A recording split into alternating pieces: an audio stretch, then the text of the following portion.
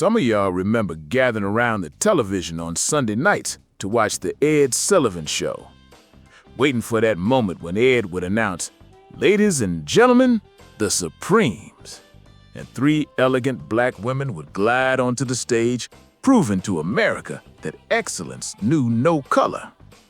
Between 1964 and 1969, the Supremes appeared on Ed Sullivan Show 17 times, more than any other Motown act and more than most white artists of the era.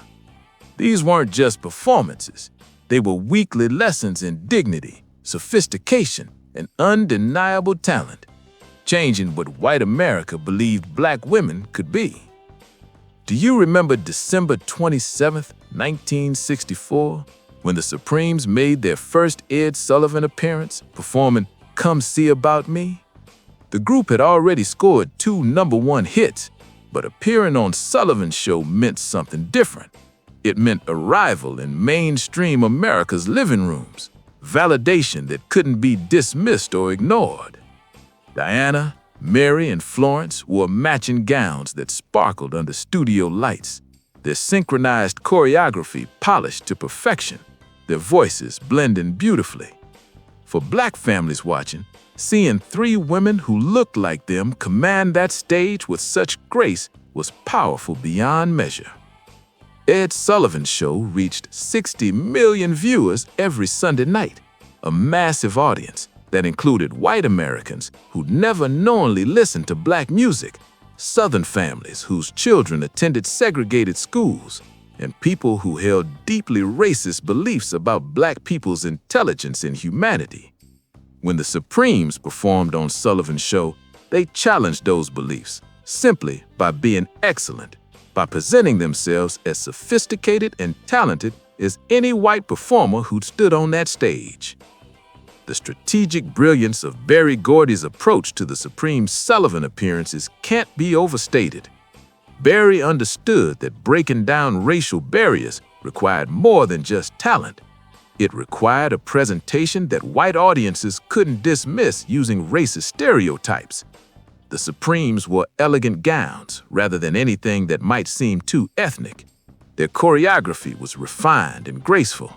Their song selections emphasized love and romance. This wasn't selling out or abandoning black culture.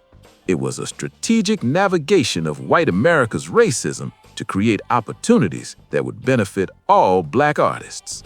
Some of y'all remember your parents or grandparents explaining that the Supremes had to be twice as good and twice as polished as white performers to receive half the recognition. That every appearance on Sullivan's Show was an examination where mistakes would be used to justify continued exclusion. The pressure the Supremes faced wasn't just about personal success. They were representing an entire race to audiences predisposed to judge them harshly. The weight of that responsibility shaped how they prepared, how they presented themselves, and how they understood their role beyond just entertainment. The Supremes' 17 Sullivan appearances between 1964 and 1969 documented their evolution, from an up-and-coming group to America's most successful female group, regardless of race. Early appearances showed young women still finding their confidence, while later performances revealed seasoned professionals who owned the stage completely. Watching the progression of these appearances shows the Supremes growing more comfortable, more commanding, more assured with each return to Sullivan's stage. The impact on black children watching the Supremes on Ed Sullivan cannot be overstated. For kids growing up during the Civil Rights Movement, seeing beautiful, talented, successful black women on national television every few months provided a powerful counter-narrative. The Supremes showed black girls what was possible, gave them role models who looked like them, achieving at the highest levels, proved that excellence and grace could overcome barriers that seemed insurmountable. The response from white audiences to the Supreme Sullivan appearances was largely positive, with the group winning over viewers who might have resisted black artists in other contexts. There was something about the Supremes' combination of talent, beauty, professionalism, and non-threatening presentation that allowed even resistant white viewers to appreciate their artistry. This acceptance opened doors for other Motown acts and black performers, proving that white audiences would support black artists if given the opportunity to experience their talent. The musical selections the Supremes performed on Ed Sullivan showed careful curation, designed to appeal to broad audiences while showcasing the group's versatility. Early appearances featured their biggest hits, Where Did Our Love Go?, Baby Love, Stop in the Name of Love, songs with universal themes of love and heartbreak that white audiences could relate to easily. Later appearances included more sophisticated material, showing the Supremes' artistic growth and ability to handle different styles and moods. Do you remember specific performances that stood out? Perhaps the Supremes performing You Can't Hurry Love with such infectious energy that even the studio audience couldn't help moving. Or their sophisticated rendition of Reflections, showing they'd evolved beyond simple pop songs into serious artists capable of emotional depth. Each performance was crafted to demonstrate excellence, with every note, every gesture, every costume choice designed to present the Supremes as world-class entertainers worthy of the platform they'd been given. The costume choices for Sullivan appearances became legendary in black communities, with families discussing what the Supremes wore, admiring the gown's elegance and sophistication, and understanding that these fashion choices were strategic decisions as much as aesthetic ones. The Supremes' Bob Mackie designed gowns sparkled with sequins and beads, featured elegant silhouettes that emphasized sophistication rather than sexuality, and changed for different songs within a single appearance, showing production values matching any white act's presentations. The choreography the Supremes performed on Sullivan's show became iconic. Those synchronized hand movements, the graceful steps, the way they moved as one unit while maintaining individual personality. Cholly Atkins created choreography that was elegant and refined, avoiding anything that might seem too urban or threatening to white audiences, while maintaining enough style and flair to be memorable. Black kids across America imitated those moves in their living rooms, learning the gestures and steps that would become part of black cultural memory. We're already working on a video ranking Diana Ross's movies from Lady Sings the Blues to The Wiz, the roles that made her a Hollywood star and what each film meant to black audiences who finally saw themselves on the big screen. Press subscribe now so you don't miss it. The technical excellence of the Supreme Sullivan performances set standards for what live television performance should be. Unlike many acts that struggled with live television's demands, the Supremes delivered consistently excellent performances with strong vocals, precise choreography, and professional presentation that never wavered regardless of technical difficulties. This consistency proved they weren't just studio creations, but genuine performers who could deliver excellence in any setting. The interaction between Ed Sullivan and the Supremes evolved over their 17 appearances. Sullivan clearly developed genuine affection and respect for the group. Early appearances showed somewhat formal interaction. Later appearances featured warmer exchanges, with Sullivan joking with the group, praising their success, and treating them with the respect and familiarity he showed to favorite returning guests. Some of y'all remember how Sullivan's obvious respect for the Supremes mattered to black audiences, who were accustomed to seeing black performers treated dismissively or disrespectfully by white hosts. Sullivan wasn't perfect on racial issues, but his genuine appreciation for the Supremes' talent sent a message to white audiences that these women deserved respect and recognition. His platform and his validation helped legitimize the Supremes in mainstream culture. The competition and comparison with other groups appearing on Sullivan's show was inevitable, with audiences and critics measuring the Supremes against white female groups and finding the Supremes consistently superior in talent, presentation, and professionalism. The Supremes could stand alongside any act: British invasion groups, established American stars, emerging talents, and hold their own or surpass them, proving that Motown's investment in artist development and Berry Gordy's insistence on excellence had created performers who could compete at the highest levels. The behind-the-scenes preparation for Sullivan appearances was intensive, with the Supremes rehearsing extensively to ensure every element was perfect. Berry Gordy attended these performances personally, supervising every detail from song selection to costume choices to choreography refinements. Nothing was left to chance because everyone understood the stakes. One poorly received performance could damage not just the Supremes, but all Black artists' opportunities to appear on mainstream platforms. Do you remember hearing stories about the grueling rehearsal schedules, the multiple dress rehearsals, the attention to every tiny detail that went into these 6-minute appearances? The Supremes and their team understood that white audiences and industry gatekeepers were looking for any excuse to dismiss them, any imperfection to justify excluding Black artists from mainstream success.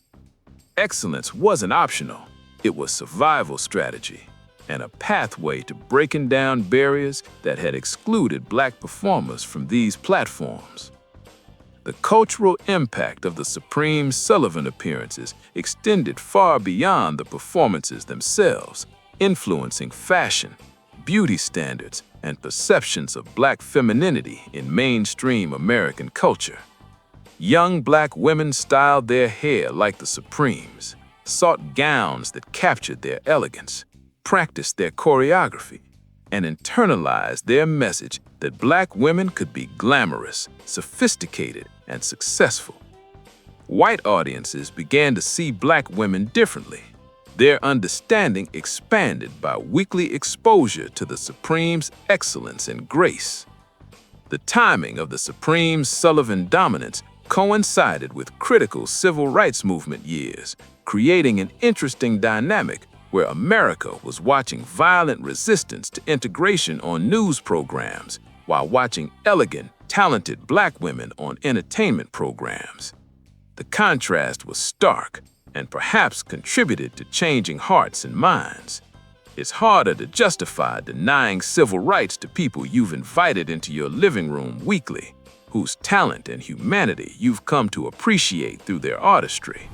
Some of y'all remember discussions about whether the Supremes' crossover success and mainstream acceptance came at the cost of being too safe or too accommodating to white comfort, whether their polished presentation and avoidance of overtly political material represented compromise or strategic brilliance.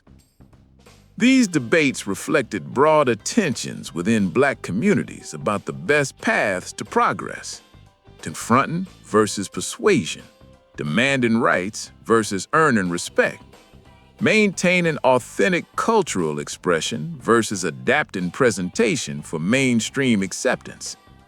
The other Motown acts who followed the Supremes on the Sullivan stage benefited enormously from the doors the Supremes had opened. The Temptations, the Four Tops, Marvin Gaye, Stevie Wonder, each building on the foundation the Supremes had established.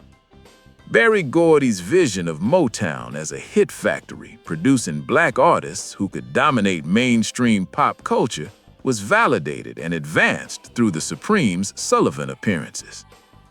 The decline in the Supremes' Sullivan appearances after Diana's departure in 1970 reflected both a changing television landscape and the reality that Diana had been essential to the group's mainstream appeal.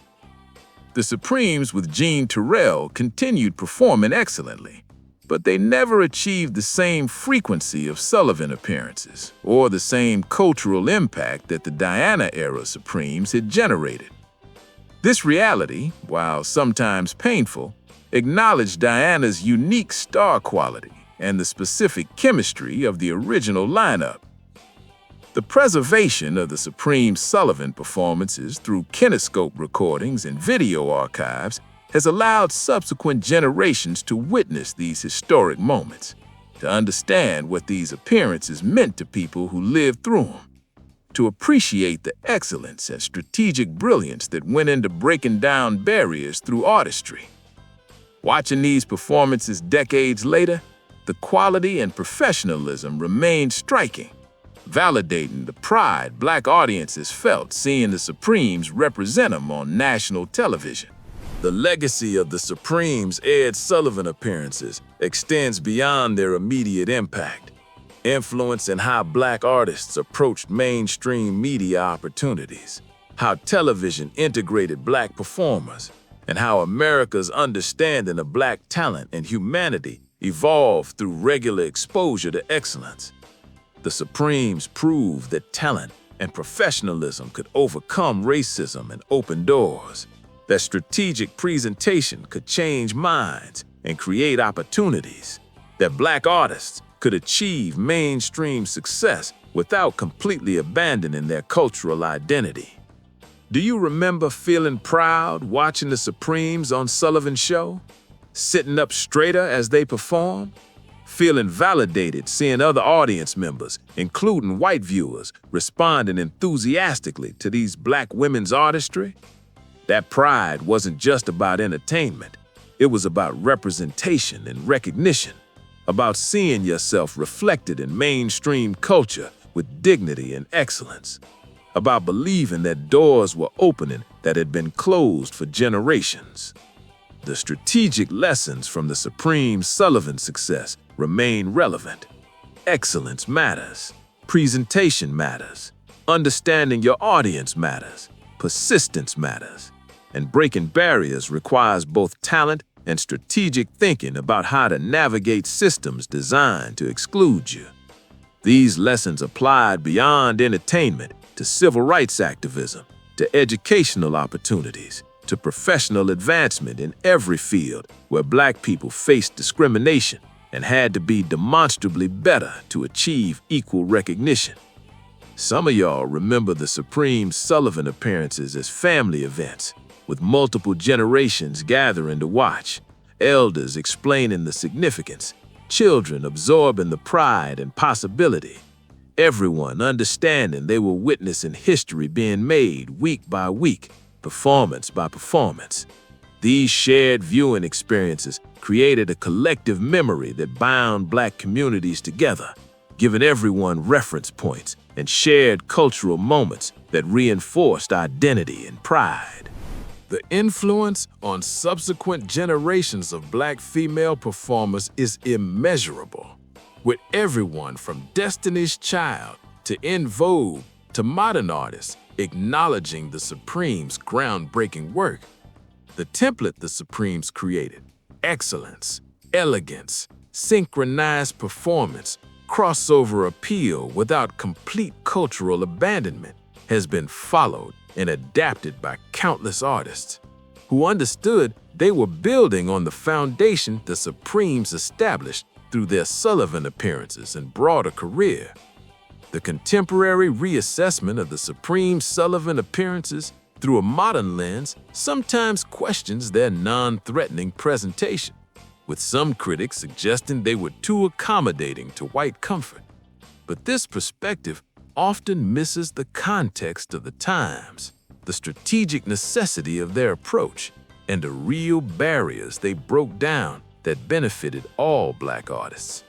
Progress required multiple approaches: confrontation and persuasion, protest and excellence, and the Supremes' approach was valid and effective within their context. What do you remember most about the Supremes' Ed Sullivan appearances?